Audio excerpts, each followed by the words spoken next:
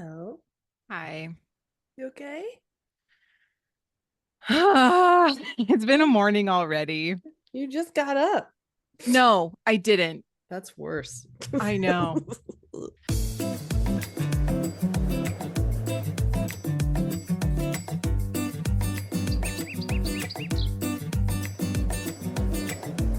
Hello, everyone, and welcome to the show. I'm Blair. And I'm Kirsten, and we are mediocre Mediocre content. content. Blair's having a day already. I'm It's only having a morning. day. First of all, I've been up for 2 hours. Just two. Just Only two, and I'm already having a day. Mm. It is Monday. We are Mhm. recording this the day before. Don't judge us. Or do. Or- That's also fine.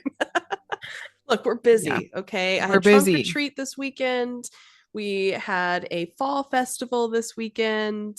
We missed the Blue Angels show, which, Oh, well, I mean, we heard them, but sure. I mean, we saw them in Pensacola, so I was like, It's fine. yeah, It's fine. it's fine. I wanted to go to the fall festival and eat crap food, and it was great. Actually, can I rant for just a one moment about Please, the please do. festivals? Okay, I've so been ranting for the past 30 minutes.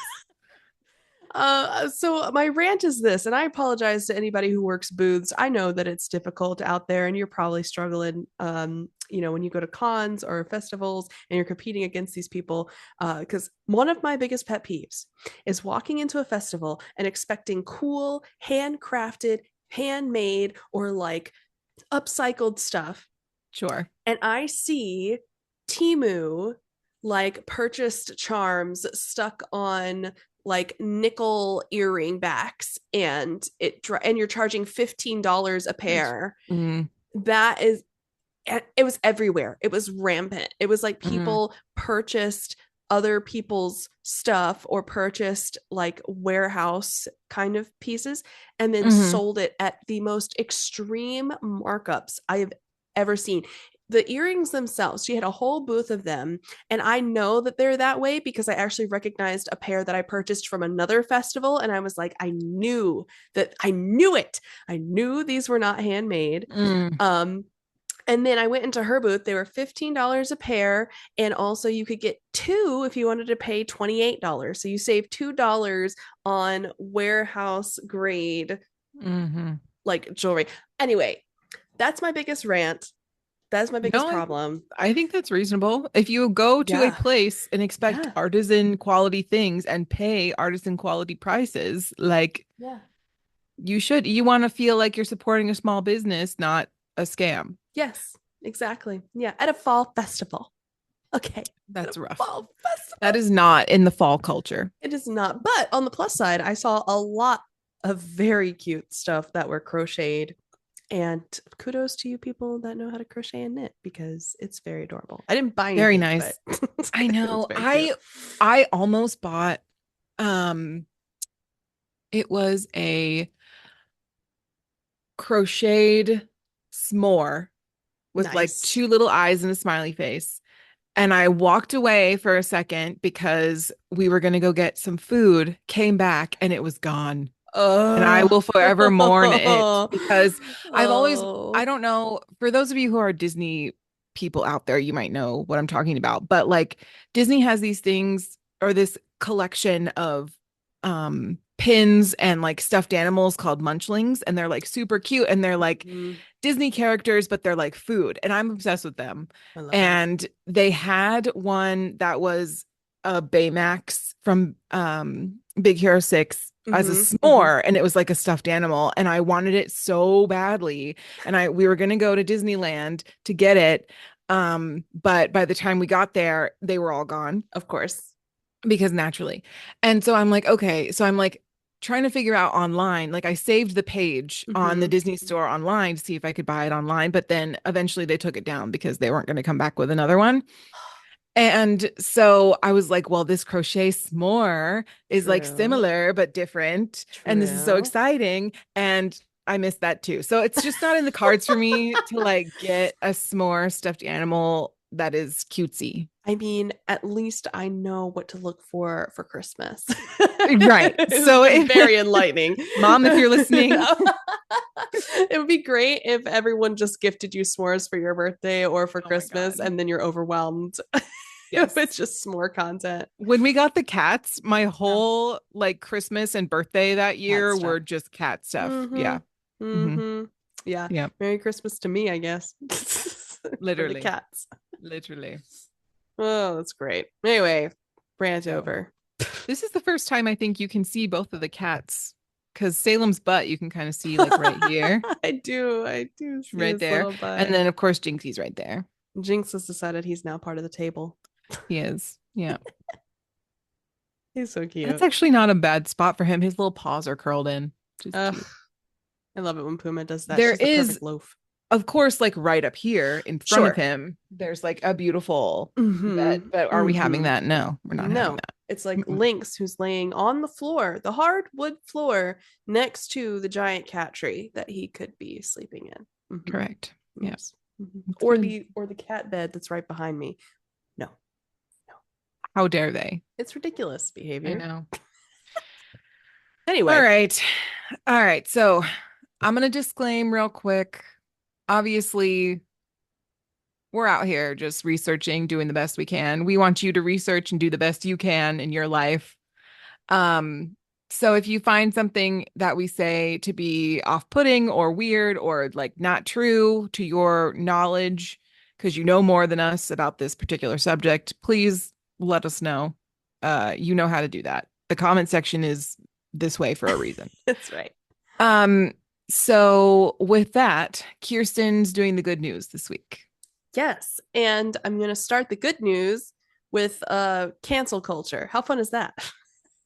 So fun. It's actually very fun. And some of you might have already heard about this, but just in case you haven't, this is really good news. The Federal Trade Commission has announced the final click to cancel rule that will actually require sellers to make canceling enrollments at least as easy to use as the sign up process, which we're getting into it. Here's why this is such a big deal. The actions are part of the FTC's ongoing review of the 1973 negative option rule, which describes a transaction in which sellers can interpret a customer's failure to take action, either to reject an offer or cancel a membership, as an agreement to be charged again and again and again and again. While negative option marketing programs can be convenient for Oh, sellers, okay. yeah, convenient for sellers and consumers, the FTC receives thousands of complaints about reoccurring subscriptions every year for obvious reasons. It's so hard to cancel stuff these days. True. Um, the number of complaints has steadily increased over the past 5 years. Obviously, because we're now in a technological age and we're kind of subscriptioned out. So everything's a subscription now. So it makes sense that they're getting more complaints. And the commission received nearly 70 customer complaints per day on average in Hmm. this year alone. It's insanity, right? Wow. Yeah. The new rule prohibits requiring consumers who signed up through an app or website to have to go through a chat bot or wait on hold on the phone or go Yeah. physically, all those things.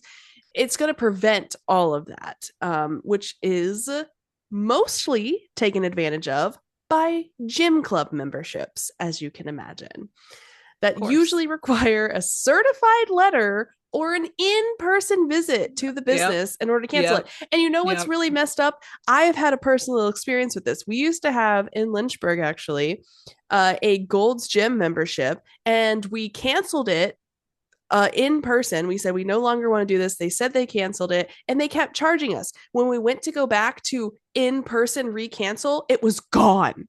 It had been closed, and we had to fight with them for hours on the phone to get the stupid membership refunded for the months that they kept charging and Yeah. officially canceled. It was a nightmare. Anyway, Wow. so the new rule would require them to offer an online option to cancel on the website or have a call in where they can just simply be like, hey, I'm done. And Hmm. the commission's updated rule will apply to almost all negative option programs in any kind of media and will require sellers to provide important information about obtaining consumers' billing info and get customers informed consent to the negative option features before charging them. So it's not just something they can just willy nilly throw out there and be like, well, whatever.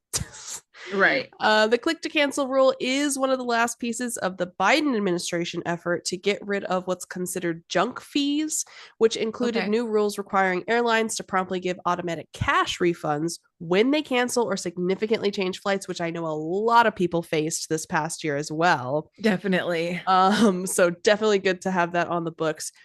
Um, the final rule will provide a legal framework by prohibiting sellers from the following, and these are actual points from the um, rule. Failing to provide a simple mechanism to cancel the negative option feature and immediately halt charges, misrepresenting any material fact made while marketing goods or services with a negative option feature, failing to clearly and conspicuously, there we go, disclose material terms prior to obtaining a consumer's billing information in connection with a negative option feature, and finally, failing to obtain a consumer's express informed consent to the negative option feature before charging the consumer. So you got to check all those boxes and in order to officially start charging the consumer is aware, and then they can also cancel whenever the heck they freaking want to, which is how it should be. But anyway, Yes. since March of 2023, opening of a public comment period, the Commission received more than 16,000 comments from consumers, federal and state government agencies, consumer groups, and trade associations regarding these issues. And the Commission ended up dropping 2 proposed changes that might have required sellers to provide annual reminders of the negative option feature of their subscription, and one that banned sellers from telling consumers seeking to cancel their subscription about plan modifications or reasons to keep their existing agreement, which is super annoying because that also happens on apps when they're like, are you sure you want Yeah. to cancel? And then you hit something else that isn't By continue with the, accident, yeah. And you're because they like, make it hard to like find the yes, cancel button. Yeah. yes. So it's like, come on now. The commission voted 3-2 to approve the publication of the final rule in the Federal Register, with Commissioners Melissa Holyoak and Andrew Ferguson voting no. Rude. Not surprisingly, industry leaders complain that it forces an undue burden on businesses. Okay, well, it places an undue burden on the consumer too when they can't unsubscribe from something that's eating away their finances. Totally. So this is really great. It's passed. We're moving forward. So be on the lookout, especially you gym junkies that have been dealing with this probably forever, and any Verizon users, because I know that to be the case for us as well, unfortunately. Can we talk about how instead of quitting his own Verizon plan, Chris decided, oh, I'm not going to do that. I'm just going to bring Blair on to my Verizon plan. Okay. So we're just going to be on Verizon until we die. That's basically the way it ends up. Yeah. Yeah. Yeah. No, we were thinking about switching over, but because we traded in our phone however many months ago, they were like, oh, well, you're locked in order to like continue to receive whatever. Yeah. So Yeah. Yeah. yeah. So yeah, that's number one. Cool. Um, okay. So the next piece of good news has to do with cheese, which I don't know how you could go wrong with cheese, to be honest. You can't. You can't. Yeah. A father of 5 who was given a $4.99 cheese making kit as a Christmas present now runs his own artisan creamery in his freaking garage. Oh my God. Goals. He's not just making cheese, guys. He's winning multiple awards for his cheesy creations. His name is Matthew Lloyd, and his interest in cheddars and Edams, which I've never heard of, was sparked 5 Christmases ago when his sister-in-law gave him this novelty set, including a cloth, the thermometer, and a rennet tablet containing milk curdling enzymes, enough for a singular batch of cheese. The cheese making process was apparently so exciting and enjoyable that Lloyd began experimenting with different varieties and flavors, which is, I guess, what you do Cute. when you Love want that. cheese. Um, he's actually a construction consultant, but he now sells the homemade goods from his backyard creamery and calls it the Rennet Works. And this is in Shropshire, England, which I feel like is just the place you'd be making cheese in your garage, probably. Totally. Uh, he taught himself the nuances of cheese making, He did this from like books and internet, the way that any real self starter would. And there are about 5,500 cheeses entered from all over the world, to these different kinds of competitions with cheese. So he threw in a couple of his own entries, and he actually won Best Soft Cheese with Flavorings in Great Britain and the Best International Novice Award for his freaking garage cheese. It's just Wow. Love very that. impressive. He spent 7 months converting his garage into a cheese factory featuring gleaming stainless steel work stations, secondhand equipment, including 100 quart pots, and home built cheese press that he just decided to build himself because he's a construction guy. And I guess that's just what you do. The Wow. Rennet Works Cheese Company is already supplying a local deli and two high class cheese shops with several creations made in single batches of about 10 kilograms, which is equal to about 22 pounds each. It's obviously a very young business. He can only produce so much. He is apparently taking it very seriously and is continuing to learn and try to make sustainable cheeses and all of those wonderful things. But anyway, he's a cheese man, I guess. Now, Love that for him. who doesn't want to be a cheese man? So yeah, that's my good Good. news. Oh, Yeah. very You nice. can cancel Every your gym membership and make cheese. That's right. Yeah. Everybody be quiet. Jinx, I think, is going to try and get in his bed. He's going to have perfect silence and serenity to decide whether it's more comfy than the hard table he was sitting on. Nope, he's just going to walk in front of the screen. That's nice. Okay. All right. Okay. He's so helpful. Going for the window. All right. So today we're talking about ghost hunting, which is a very spoopy Ooh. topic, I feel. We're going to talk about what a ghost is, like the definition of a ghost. And then we're going to talk about the origins of why people think ghosts exist and what they Mhm. did to like prevent that. Mhm. And then we're going to talk about the hunting of ghosts. All right. Okay. I told you guys it's an interesting day today for me. So just That's hold fine. on to your hats. Okay. So, since ancient times, ghost stories, tales of spirits who return from the dead to haunt the places they left behind, have figured prominently in the folklore of many cultures around the world. A rich subset of these tales involve historical figures ranging from queens and politicians to writers and gangsters, many of whom died early, violent, or mysterious deaths. Ooh, nice. What is a ghost? Mm. Well, thank you for asking me, Kirsten. You're welcome. The concept of a Wait, ghost. wait. Start. You know what? Rub me in. Rub me in. Just. What is a ghost? No, no, Or no. No. Blair, yes, Kirsten. can I ask you a question real quick? Sure, sure. I know you got this episode around ghosts or whatever. Yeah. Uh-huh. Yeah. What is a ghost?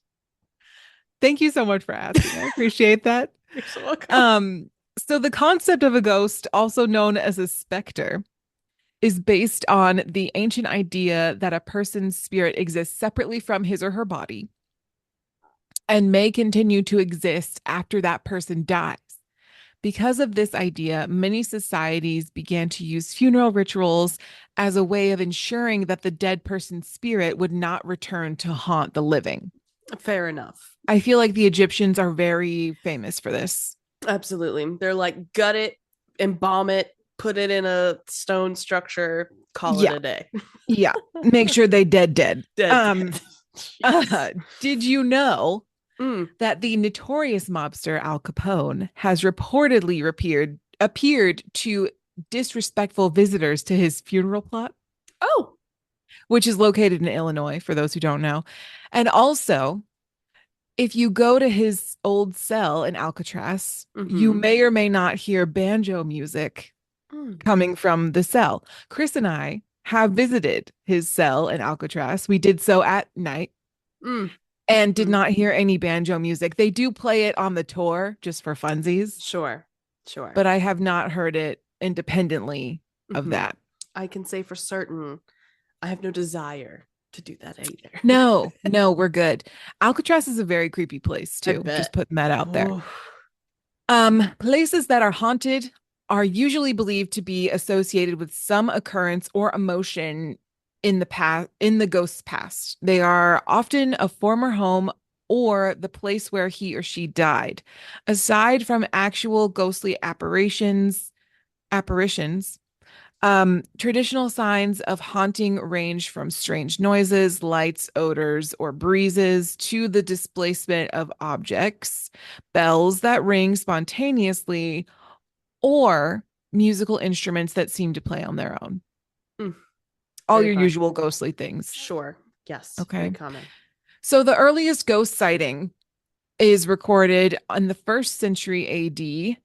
The great Roman author and statesman Pliny the Younger recorded one of the first notable ghost stories in his letters, Mm, which became famous for their vivid account of life during the heyday of the Roman Empire. fancy. Pliny reported that the specter of an old man with a long beard rattling chains was haunting his house in Athens. The Greek writer Lucian and Pliny's fellow Roman Plautus also wrote memorable ghost stories. Are we sure he didn't just see like the ghost of Christmas future or something? Right. No, it's the That's Christmas past has the mm, chains on it. Yep. okay. Yeah. I think Scrooge might know a little bit more about that one. I'm pretty maybe Charles Dickens got it from them. I don't Maybe know. so. Mm-hmm. Centuries later, in AD 856, 856, if you will, the I first will. poltergeist, I the first will. poltergeist, a ghost that causes physical disturbances such as loud noises or objects that are falling or being thrown around, was reported at a farmhouse in Germany. The poltergeist tormented the family living there by throwing stones and starting fires, among other things. So freaking rude. Yeah, It so was rude. freaking rude. Hmm. Not to be confused with Alpengeist, which is in fact a roller coaster at Busch Gardens, Williamsburg. Thank you That's so very much. true. All right. All right. uh, So, three famous historical ghosts. One of the most friendly reported ghost sightings in England dates back to the 16th century. Anne Boleyn, the second wife oh. of King Mm-hmm. Henry VIII and mother of Queen Elizabeth I, was executed at the Tower of London in May 1536, after being accused of witchcraft, treason, incest, and adultery. So I'm just saying, Laundry list. seems like a nice lady. Mm. Um, Sightings of Boleyn's ghost have been reported at the tower, as well as in various other locations, including her childhood home, Hever Castle in Kent. I honestly love that movie. The other Boleyn girl. I have not seen it. Oh, I need to see it. it's very good. Okay. It's very good. Yeah. I Everything I've ever read about her, I love. Anyway, Oh, right, right. Yeah. America's own rich tradition of historical ghosts begins with one of its most illustrious founding fathers, Benjamin Franklin. Beginning in the late 19th century, Franklin's ghost was seen near the library of the American Philosophical Society in Philadelphia, Pennsylvania. Some reports held that the statue of Franklin in front of the society comes to life and dances in the streets. This ain't no night at the museum kind of stuff. No, What are we doing? I don't know. Only in America. Only in America. Though many ghost sightings have been reported at the White House in Washington, D.C. over the years, perhaps no political Mm, figure has made so frequent of an appearance in the afterlife as Abraham Lincoln. The makes nation's sense. 16th president, who was killed by an assassin's bullet in April 1865, Lincoln, formerly a lawyer and congressman from Illinois, is said to have been seen wandering near the old Springfield Capitol building, as well as in his nearby law offices. At the White House, everyone from first ladies to queens to prime ministers have reported seeing the ghost or feeling the presence of Honest Abe, particularly during the administration of Franklin D. Roosevelt, another president who guided the country through a time of great upheaval and war. I've actually heard of Lincoln and his ghostly walks through DC, actually. Mm-hmm. That's one of the Yeah. most prominent ones I've actually heard about. So that's Yeah. that's really cool. Also, take a nap, Abe. It's been years. Literally. Just Honestly, rest, my the guy. man needs to rest. He does. He's done a lot for this country. He's done enough. Yeah. Haunted places Some locations simply seem to lend themselves to hauntings, perhaps due to the dramatic or grisly events that occurred there in the past. Over the centuries, sightings of special armies have been reported on famous battlefields, spectral armies, sorry, Mm-hmm. around the world, including important battle sites from the English Civil War in the 17th century, the bloody Civil War battlefield of Gettysburg, and the World War I sites of Gallipoli, which is near Turkey, and Somme, which is near France. May I interject very quickly? Please do. I'm going to call my brother out very quickly, Oh, Chris. please do. Um, Speaking of like Gettysburg and Williamsburg and all of the Mm, hauntings, as a Virginia native, we're very, totally. we Totally. know. And the whole lost colony thing is Oh, a yeah. whole other Don't thing. even get me Yeah, started. I know. Right. So there's lots of historical battlefronts in Virginia, if you don't know. And as a kid, you visit a lot of these on your own. You can walk them. They're usually nature parks or paths or trails now. But Yeah. sometimes, you go as a class because history or whatever. But there was one in particular, and I don't know if Chris remembers this, but I very distinctly remember this. We were at one of the trails with our uncle and our papa, and we were walking around, and there was like this well area that it's like an old well, and you can like look inside. It's got like the whole little box outside that's wooden, and Yeah. right beside it there's like a tree, just being a tree, right? Sure. Just that's not really important, right? Now, Right. all of a sudden we're looking into the well and we start hearing a cracking noise, and a limb from the tree is like falling, and my grandpa is like, run, run, go, go, go. And so we run, and it falls right where we were around the well. And I'm not saying it was ghost stories or anything, but it's Mm, pretty spooks, right? mm, Nothing was hmm. going on, and then that limb just falls. Okay, that's number one. Yeah. Number two, we're driving home from that trip, same day, and it's dark out already. And Hmm. I don't remember which bridge this is. And if there's a Virginia native or a history buff that knows, or maybe um, we're driving down this road, and it's either my uncle or my papa. It was one of the two. They were telling the story about how, because there was also a very large Native American population there over centuries and centuries, there's actually a Passover or a bridge that people say that around midnight, if you drive over that bridge, they will actually be like singing their songs and blocking the bridge, and they will run at your car if you try to drive over the causeway at Interesting. night. And here I am as a kid at night, sitting in the back of this car, just like with my hands Oh covering my eyes no. because I didn't want to see Yeah. anything. So I just want to throw that out there as a Virginia native. Those are two kind of spooky wookies Yes. in that realm of war and like centuries of lives that have gone through there.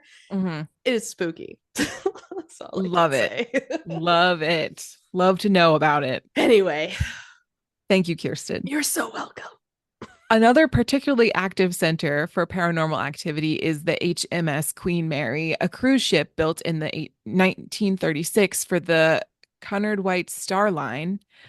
After serving in the British Royal Navy in World War II, the 81,000-ton ship retired in Long Beach, California in 1967.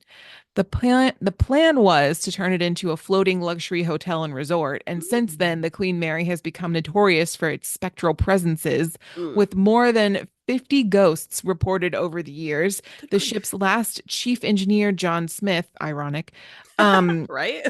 we were just talking about Virginia, Topical. reported hearing unexplained sounds and voices of the area from the area near the ship's bow in almost the same location as the doomed British aircraft cruiser, the Horacoa, had pierced a hole when it sank after an accidental wartime crash that killed more than 300 sailors abroad. Oh, Smith also claimed to have encountered the ghost of Winston Churchill, or at least his spectral cigar smoke, in the nice. Prime Minister's old stateroom aboard the ship.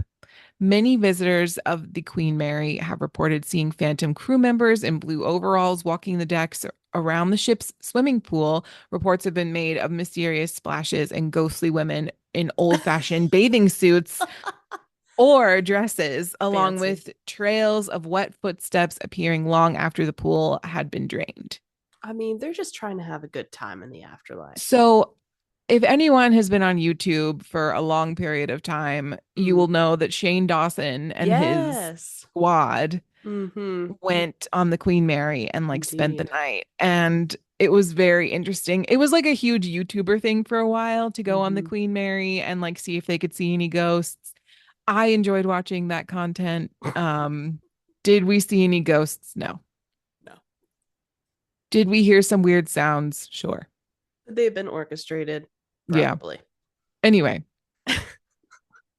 among major cities, New York is especially rich with ghost stories. Not surprising, 'Cause so especially the many people have Northeast. died there. Yeah. Anyway, the spirit of Peter Stuyvesant, Stuyvesant, Stuyvesant? Yeah, I don't know. yeah, the city's last Dutch colonial governor has been seen stomping around the East Village on his wooden leg Ah, since okay. shortly after his death in 1672. When you said That's the guy with the wooden leg I it's saw. like Oh my God. stomping around, then I was like, oh, okay, all right, now it makes sense.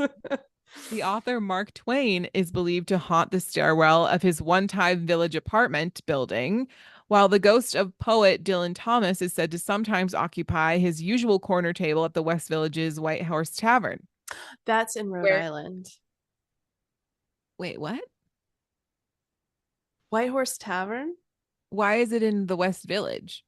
I don't know. There must be Yeah. multiple White Horse Taverns. There's one in Yeah. Rhode Island that's also very haunted for similar reasons. So that's why I Interesting. was like, that is definitely a Rhode Island place. Interesting. Why are you copying us, New York? Yeah. So I Yeah. guess the reason why he haunts it is because he Mm-hmm. drank a fatal 18 shots of scotch in 1953. Okay, I don't think the one in Rhode Island is haunted for that reason. That's pretty special. Perhaps the most famous New York ghost is that of Aaron Burr, which, if you've watched Mm-hmm. Hamilton for any length of time, you'll know who that is, who served as vice president under Thomas Jefferson, but is best known for killing Alexander Hamilton in a duel Duel. in 1804. Burr's ghost is said to roam the streets of his old neighborhood, also the West Village. Burr's spectral activity is focused particularly on one restaurant, one if by land, two if by sea, which is located in a bar or located in Barrow Street, in a Barrow Street building that was once Burr's carriage house. Sorry, that What? That took was a me. lot of bees. Yeah. Yeah. I mean, the whole Northeast of America is the place to get the hauntings. New York, Well, and then Salem is Pennsylvania, there, right? Massachusetts, Rhode Mhm. Island, any of those areas, because they were settled first. They had the most BS going on most of the Mm. time.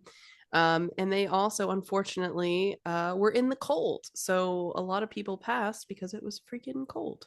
And they didn't have central heating back then. So Unless you were a witch, you were burned. Anyway, that's fair. In or which case, you were drowned. very hot, Right. if that's the case.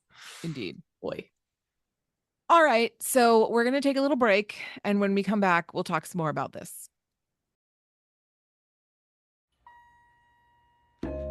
Congratulations, you've made it to the ad segment of the podcast.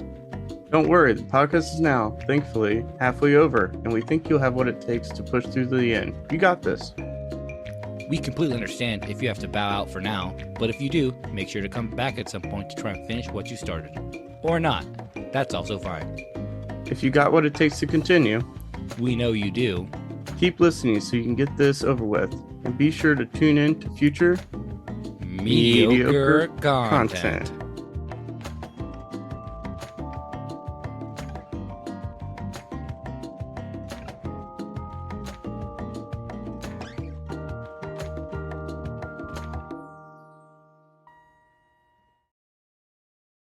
So, our desire to communicate with the dead led to the birth of paranormal research and Jump right in. spiritualism in the 1800s. You're welcome. Mm-hmm. Now, ghost hunters have traded the embroideries and candlesticks of the Victorian era for technology. It's very dramatic. So nobody's using their Ouija board anymore. Well, unless it's a spoof, I guess. Yeah. Television viewers seem to have the hunger for the paranormal investigations and that feels scientific. I feel like they just have a hunger for views. I don't know. It's kind of like true crime. Mhm. It's like it gets you a little Mhm. your cortisol levels go up a little bit. And you're like, this is nice.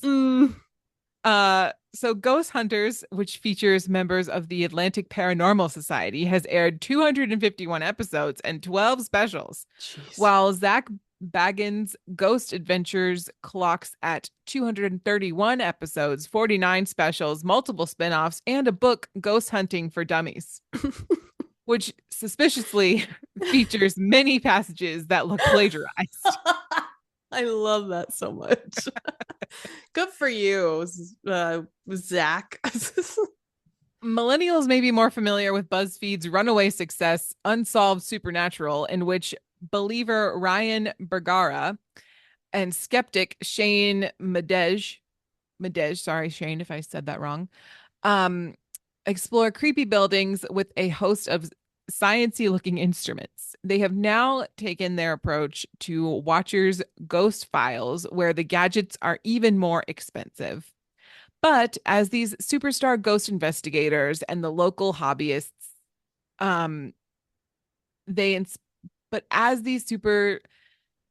you guys, and the local hobbyists, they inspire wave around fancy equipment in dark rooms. They are actually engaging in science or merely playing pretend. Are they? We don't know. Unsure. Yeah. Yeah. As seen on TV, every ghost hunter worth their salt will carry around an electromagnetic field meter. It is used in the belief that ghosts give off, interact with, or even manipulate electromagnetic fields, and that an EMF detector that lights up might indicate the presence of spirits. That's kind of impressive. Yeah. If that's the case. I agree. Yeah. We're a little skeptical. We're not superstitious. We're a little stitious.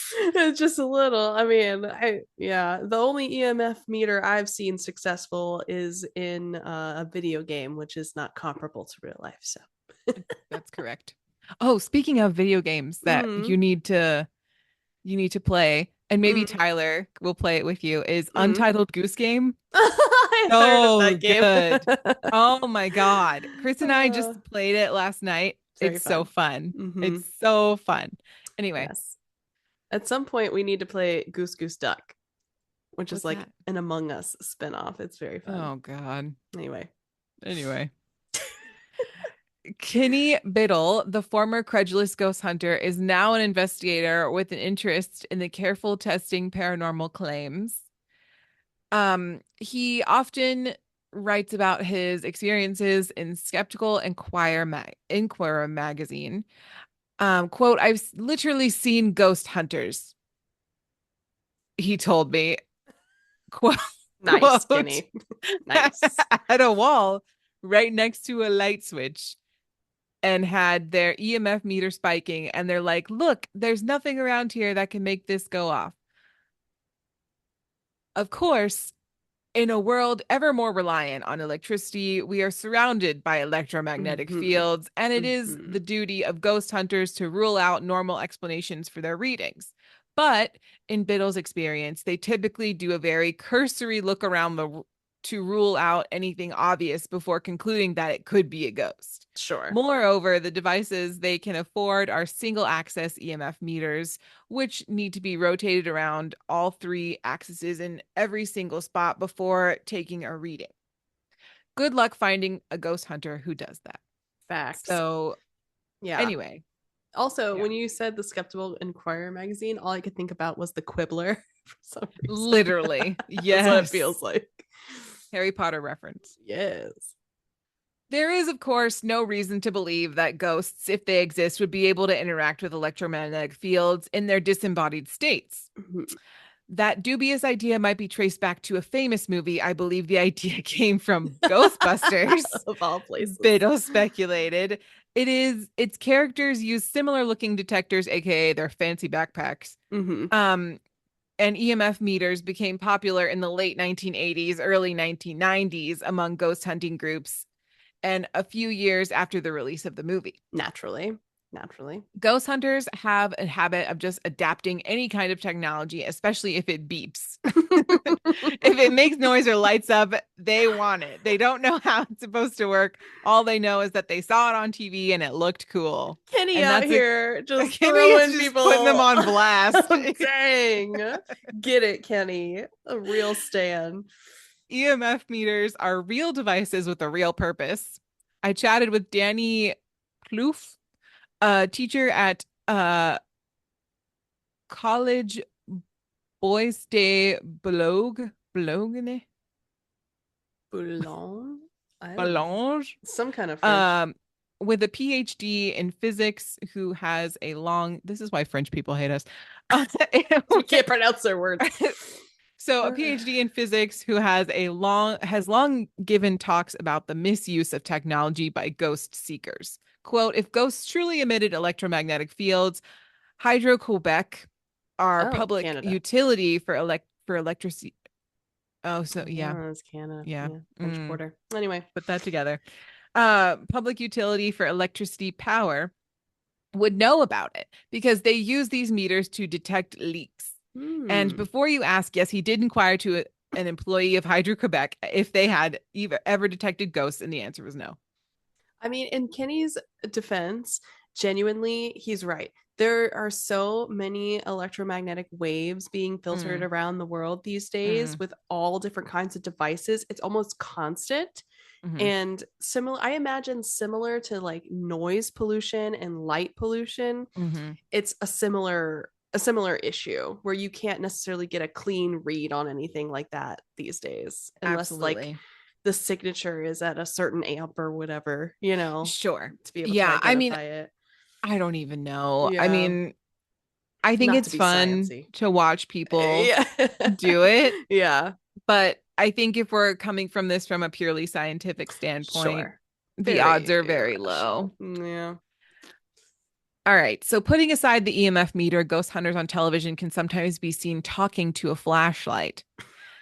It can be quite freaky seeing a flashlight flicker on and off as an investigator who is standing in a dark, empty room. Questions as they question unseen spirits.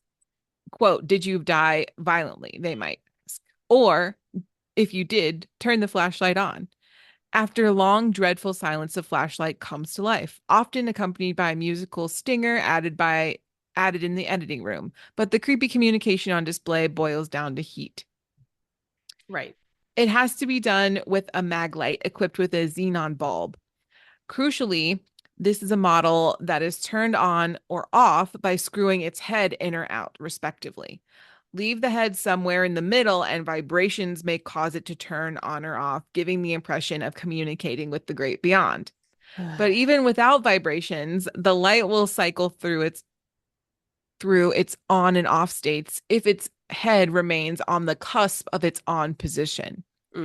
As this video demonstrates, the plastic lens in front of the bulb heats up by 13 degrees Celsius when the bulb is on. This causes the plastic to expand, which results in the flashlight head turning by 2.6 degrees, which puts the pressure on the metal spring at the bottom of the lamp, resulting in the electrical contact being broken. The bulb goes off. The plastic reflector starts to contract back, pressure on the spring is relieved, and the contact is reestablished. If you happen to be asking questions while the mag light cycles on and off, you'll be given the impression that otherworldly forces are using very primitive Morse code. Also, feel free to check out the video that they're referring to so that you can see this in like real time as opposed to like on a video that's being curated by a hunter. Correct. Because it's obviously different. Looking for visual cues to a haunting is one thing, but if you could hear ghosts, enter the spirit box, a device that quickly scans through radio frequencies sequentially without stopping when it lands on a radio station. The ghost hunter asks a question and the listener listens to the bursts of white noise, occasionally interrupted by a stray word from a radio announcer. This is seen as ghosts manipulating the airwaves to communicate, which is actually very cool. And I wish people could do that, but they can't. Um, Kinney Biddle and I held an impromptu demonstration while we were chatting, showing how anything coming out of this can be infused with meaning. Mm-hmm. He shouted, it's kind of like a palm reader or like Yeah. a fortune teller situation. It's Mhm. like self-fulfilling prophecy sort of thing. Yes. It's so vague that it could apply anywhere. Is the Exactly. rule. Exactly. Um, he shouted random words that might be heard over the spirit box. Chair, hair, red. My reaction, this is how she died. I could imagine a woman with red hair hanging herself by kicking the chair from under her. Any soundbite from a radio station heard through the spirit box can be used to feed an imaginary story. Also, let's keep in mind it's more pollution. Right. Radio waves. So Right. you're gonna pick up that stuff.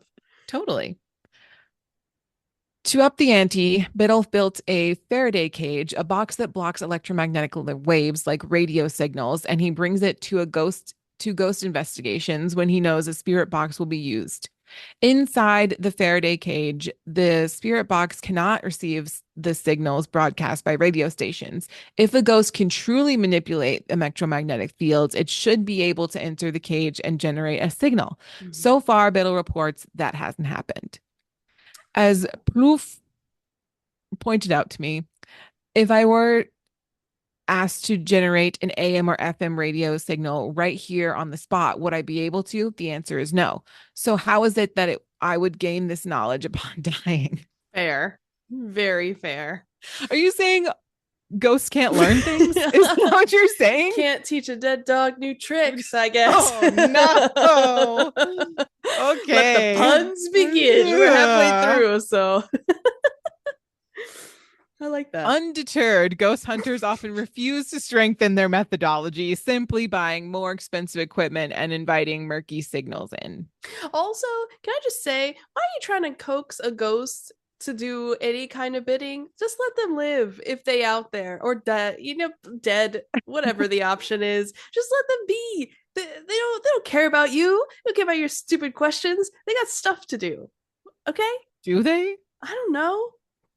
So this is my other thing. Like, you know how they said they were trying to like see if the ghost would go in the Faraday box to change the radio? Yeah. Okay, so but like what if ghosts are afraid of boxes? Okay, what if also they have like kind of an introverted personality? You know, they're not just going to talk to a stranger danger. Okay. You're right. It's got this random dude walking up, shoving stuff in your face, and just like, no, walk in this box. You could trust me. No. Ghosts I feel like ghosts are inherently afraid of boxes because boxes equal coffin equals death fair. equals resting in the ground and not like being free in the spiritual realm. That's a good point. So don't maybe make it more like a triangle. Oh yeah. make it different, another shape. Open spaces. We need wide open spaces. That's a great Dixie Chicks song. The Chicks song. Whatever. Get out of here. I'm sorry. I apologize. Moving on. All right.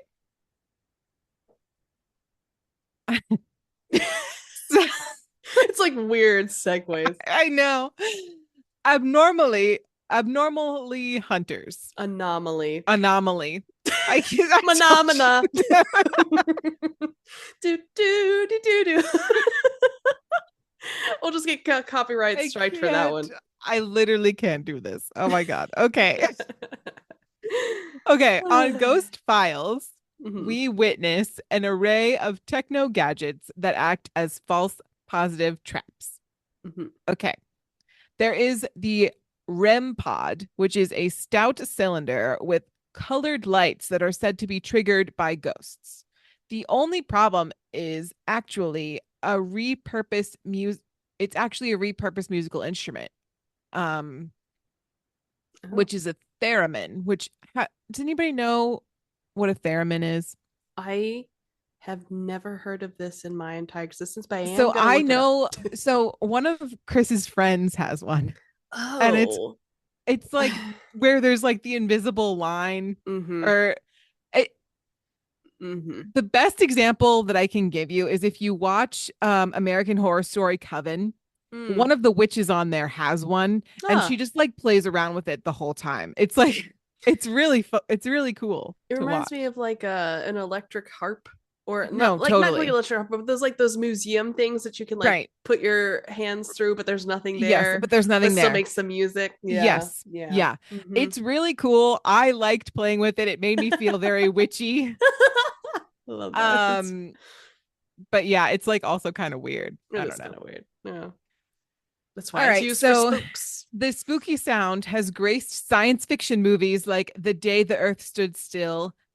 Um, it has two antennas which create audible electromagnetic fields whose pitch and volume can be altered by the movement of the player's hands in front of the instrument. Okay. Fancy. It is meant to be a cool science project for kids to put together and not a ghost detector. So I like how they say that. They're just like subtly saying this I'm is just trying to not give for you guys that. the facts, No, right? it's Like just hilarious. The structured light sensor or the SLS camera, which is a repurposed Microsoft Xbox Kinect, Mm-hmm.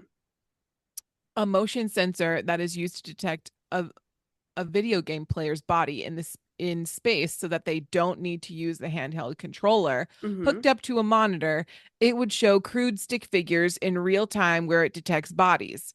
Except that it was never meant to be used in rooms with furniture and equipment. Looking at the end of a sofa, the sensor gets confused and can assign a stick figure to it, making it look like there's a human-shaped presence in the room where there isn't. Mm-hmm. Given that it uses infrared light to detect these invisible bodies, aiming an infrared camera at the same spot should also reveal a ghost, yet it never does.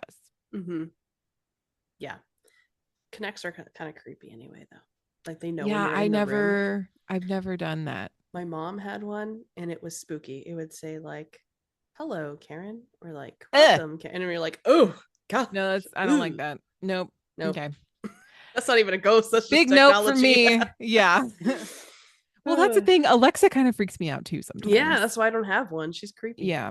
Chris really likes the whole smart house concept. I'm on the fence about it, but we're compromising. Gross. I know. And then there's the Ovilus, a square monitor with two short antennas sticking out, despite its makers clarifying that it is sold as an entertainment device only. Its high-tech status is too much for wealthier ghost hunters to resist. The Ovilus picks up on electromagnetic energy, assigns a number to it, and this number corresponds to a word in the dictionary. The device is programmed with it. An artificial voice speaks out the word. It is thus a more elaborate and at $549 more costly version of the spirit box. Ghost hunters don't typically hunt ghosts, they hunt anomalies. So they generate as much noise as possible with the instruments they deploy on location, then comb through this noise for any signal. The signal is never clearly coming from the dead, but the ghost hunters use motivated reasoning and our brain's ability to see patterns even where there are none to fit a murky signal to a narrative. Investigations are almost always carried out in the dark, which invites even more noise. That's the other thing that's funny, I think, about our society in general is if you do it in the dark, it's automatically like bad or creepy or weird. Like, for example, at my religion professor, like when we were talking about like cults and rituals and like all these things, she was like, if you guys, so at Sweetbriar, there are secret clubs. And she was like, if you guys were out here in the middle of the day doing your secret club stuff and not at night, it would be fine. No one would care at all. But because it's done at night, everyone's like all up in arms about it. It's unknown. The fear of the unknown. Right. No, exactly. And that's so true, I feel. It's very true. Anyway, the manner in which the search for ghosts is conducted has not changed significantly since its inception. The instruments may be more expensive, but in the way in which they are used is the same. Quote, it's not progression, Kinney Biddle noted. It's more like a sidestep. Honestly, there's no progression from the late 1800s. Yeah. He is just coming for them, which I love. Yeah. Honestly, we love that. I mean, they use also, this is what baffles me too, just talking about the equipment really quickly. The other thing that they use is like heat signal devices, which is kind of dumb because no one can decide on what signal decides whether there's a ghost. Because if you're telling me that, oh, well, the ghost is cold, there's nothing there, how are you picking up a heat signal indicating that something is there when there's no heat associated with the ghost, right? Right. That doesn't make any sense. If it's No, red, there's no possible way I know that it's a ghost. Right. Anyway. I know. Yeah. The thing is like they have to identify the ghost in like a controlled environment, and there's no way that they would be able to do that. No, the world is too vast and there's too many things in the way. Right. That's why it's weird that they go to like these abandoned places or these places that are known for X, Y, and Z, and they're just like, well, you see it here. And it's like, well, no, not really. I don't. The Queen Mary is a good example of this because it's an old decrepit ship. Like, of course, there's going to be weird noises and like stuff happening, and it's, I don't know. Yeah, it's weird. But I like the content, but it's weird. Yes, exactly. Okay. So he also says the lack of progress is the hallmark of pseudosciences. I like that. It's a very bold statement. Okay, but most ghost hunters do mean well, which I agree with. Sure. Both Biddle and Plouffe remarked that they mean well, but there are grifters in their midst. Plouffe showed me a clip from, and not me specifically, but like the interviewer, from a popular ghost hunting show in which an investigator is seen switching their EMF meter on with their finger to get the lights to turn on in response to a question. Rude. The investigator probably did not realize the camera was on him at the time, and it was shot in the dark with an infrared camera. Plouffe was also asked to analyze sound recordings made by the ghost hunters where the sound wave, once looked at using the right software, clearly showed editing. It's easy to make the ghost say something when you insert a fake clip into the actual recording. Go figure. That's TV, friends. Oh, I know. Oh, yeah. For Biddle, there are many aspects of ghost hunting that could be tightened, log your data, collect base readings in different conditions, very sciencey, scientific method vibes. When the presumed haunted house is empty versus full, during the day versus at night, in summer versus winter. If you're going to measure electromagnetic fields for some reason, get a tri-field meter, which is more precise. And when asking questions to potential ghosts, ask the same question over and over again to see if you get the same answer. Let's see. That's science, my friends. Or you just annoy the ghost and they just stop talking to you because you're dumb and you keep asking the same question. Right. No, exactly. I told you the first time. I'd be a really annoyed ghost. He also says, stop watching ghost shows. And that I will not be abiding by. Sorry about it. Do what you want. But he recommends books like Benjamin Radford's Investigating Ghosts, The Scientific Search for Spirits, Sharon Hill's Scientifical Americans, The Culture of Amateur Paranormal Researchers, and any book by Joe Nickell. Nice. So that's some reading out there for you guys who are interested. Yeah, go for it. Okay. So, Ghost Hunting 101. Are you taking me to school now? I am. Okay, great. I'm ready. So now that you know what ghost hunting is, you can make those determinations for yourself. We're going to talk about how you would actually do it. Okay, let's go. Ghost hunting is the process of investigation places with reputations of being haunted. These locations run the gamut from private homes, castles, businesses, battlefields, jails, etc. Everyone has a preferred technique, but basically you can do interviews, scientific methods, psychic methods, the key to finding the combination that works best for you, which usually comes with practice. Okay. Okay. This is an ever-evolving field of exploration, and thanks to the many television shows on cable, it has gained a wider acceptance by the general public. So you can be out here in the middle of the day ghost hunting if you want. It's like the cheese man. Just make your own Literally. cheese. Just do your own ghost hunting. That's right.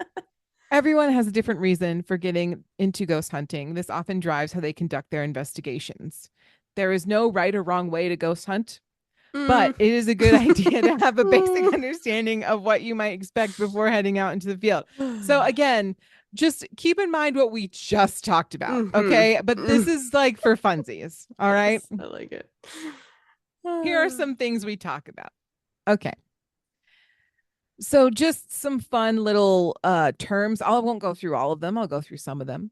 So an apparition is a visual representation of disembodied entity. This might take the full form of a person or appear as a faint mist. Ominous wind. A cold spot, very self-explanatory. A cold patch of air, a draft, if you will. I'm feeling a bit of a breeze. The ghosts draw energy from the air, which leaves it cold. But this is why it's like back and forth, because they're like, oh yeah, cold spot, but then it shows red. Cold does not indicate red, sir. Girl, I know. It's so weird. Why y'all doing that? I don't know. Ectoplasm, which you've heard that word if you've watched any of the Ghostbuster movies. Ghostbusters. It is okay. Mist associated with paranormal activity. Getting a lot of copyright this episode. An entity, which is an intelligent being who may or may not have been human at some time. Okay. May or may not. Are we talking about cats? Girl, I don't know. We talking ghost cats? Ghost lights, which are unexplained lights that appear in groupings, usually outdoors. Are we talking about UFOs now? Wait a minute. We went from ghosts to UFOs very fast.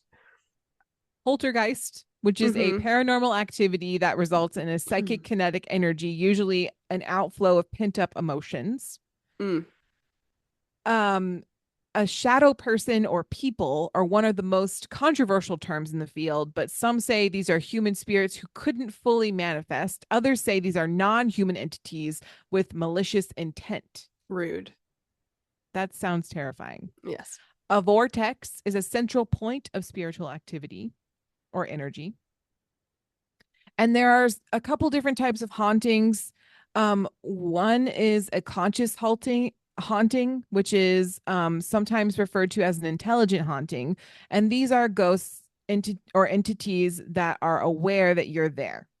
Okay. And they're interactive. Right. Very nice. Think Very Casper nice. the Friendly Ghost. Oh, right. Like kind of yeah, thing. We're friends. Yeah. There's residual hauntings, which are the type of haunting is energy that has been left behind and is like a tape recorder playing back. So it doesn't know you're there, and any interaction is purely coincidental. But these hauntings generally take form of an activity being repeated over and over again on certain days of the week, months or years, something like that. Okay. There is human versus non-human. So human spirits were once people who walked this earth. Non-human spirits are entities that never had a human form. There are a range of beings that fall into the non-human category, such as elementals, demons, animals. Just kind of an army of ghost cats. I think that's reasonable. I think so. Yeah. Attachments. This is the kind of haunting that occurs when a spirit or energy has been attached to an object. Think Horcrux, Voldemort, that kind of thing. Okay. Urban legends. These aren't really a type of haunting, but they do warrant a quick discussion. Some locations get built up over time until it's just accepted that the place is haunted. It can be fun to set out on an adventure to investigate the location, but it can also be a waste of time. Most things that require a ritual or repetition of some kind of activity is most likely an urban legend. Okay. Yeah. So what equipment do you need to go ghost hunting? You need yourself, a flashlight, and a camera. Me. Us. You will most likely add to your personal equipment list over time. It's always good to have batteries. Digital video recorder is always a good thing. Infrared, thermal. We talked a lot about electromagnetic readers. That's an option for you. Sure. Also first aid kit. Okay. Because you could fall, because usually these things take place in the dark. So you could fall. Okay. You could trip. Fair enough. It's always good to have a first aid kit. Or if the ghost tries to like throw something at you, that's always a good, you know. Pendulums can be used for communication as an indicator of paranormal activity. They'll also pick up strong electrical frequencies. So that's a good one to take with you. Okay. And some personal shielding is always good. And you can get your ghost detecting kit for $19.99 plus tax. Essentially, you're establishing a barrier between yourself and the negative influence. So for shielding, you can vocalize your intention or do it silently.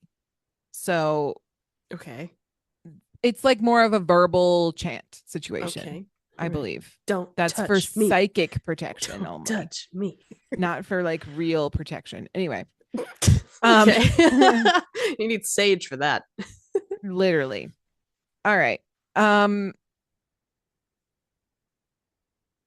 Yeah. So there's a large variety of things that you can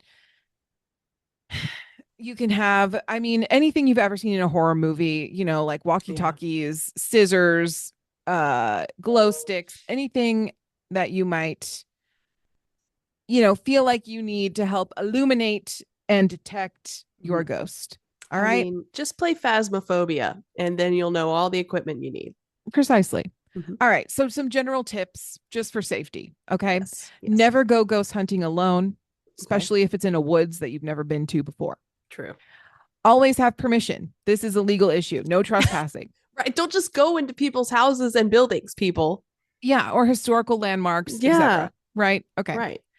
Educate yourself about the location before you go. This can help eliminate an urban legend situation. Okay. Bring extra batteries. Know how to work your equipment before you go. We'll just figure it out when we get there. It's fine.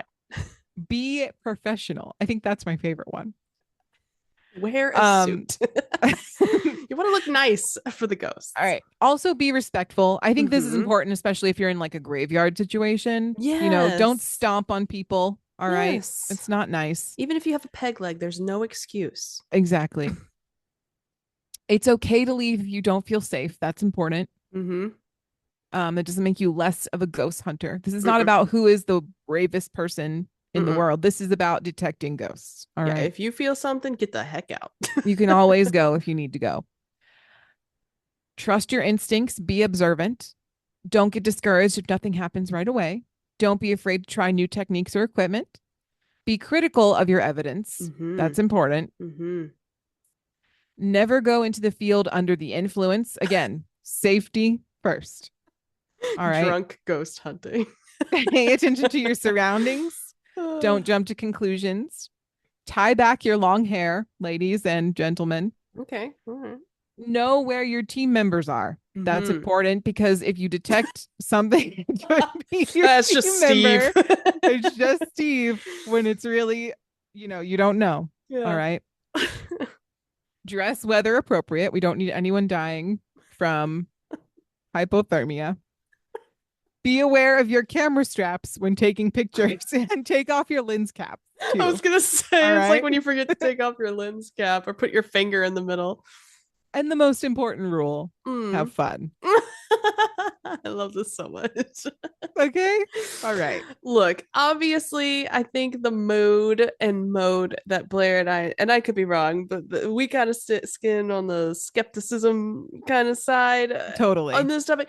But there are plenty of people that live, breathe, and will 100% say they have evidence. And if that's you, that's fantastic. I'm so happy for you.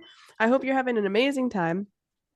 And if you're like us, it's good to have a healthy bit of skepticism because, like Blair said, in this little laundry list of things, you got to be critical. You got to make sure that what you're seeing is accurate. So just make sure that's the case. And also, I would just like to reiterate the fact of the no trespassing situation. Oh, yeah. I've seen a lot of TikTok videos of people going into abandoned places where they're not supposed to be.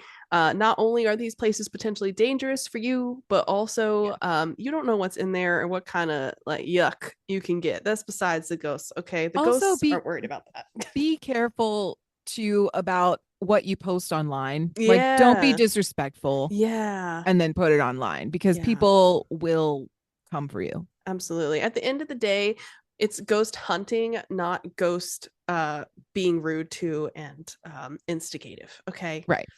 Be respectful of those who have passed in their history. That's right. And I think that that's the most important takeaway. Don't do anything to someone's grave that you wouldn't do to your grandma's grave. Okay. That's all right. Very fair. That's fantastic. I think that's a great place to segue out of here. Yeah, let's do it. So, thanks for coming to the ghost hunting episode. Hopefully you're enjoying these spookier episodes. We will continue to have these through the month of October and maybe even into November because we're late like that and that's just how we ended up. As always, let us know if you have any questions, comments, concerns, episode topic suggestions, or otherwise at mediocrecontentpodcast@gmail.com. You can also slide into our DMs over on Instagram or TikTok at the exact same handle. And please don't forget to rate us 5 stars wherever you listen to podcasts. And we aren't currently on Twitch, but we have discussed an idea for potentially maintaining the YouTube channel. So stay tuned for that in the month of January. We'll keep you guys updated in the new year. So that you guys know what's going on. And other than that, we will see you next week with another spooktastic episode. This has been Mediocre Content. Thanks so much for listening. Cheers! Cheers!